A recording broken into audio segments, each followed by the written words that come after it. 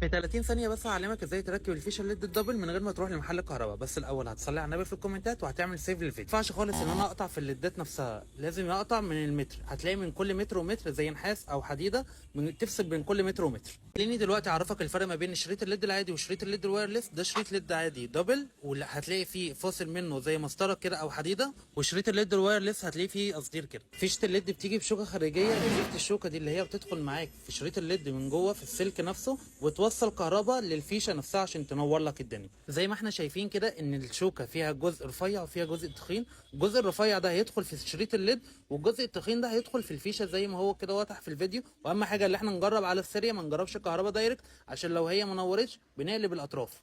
ونجرب كده على السريع ونقول بسم الله. بعد ما اتاكدنا ان الفيشه اشتغلت بنشيلها تاني، وهنا الدور الشكرتون الشقيين معانا، ونقعد بقى نلف نلف نلف نلف ونجرب تاني على السريع ونقول بسم الله.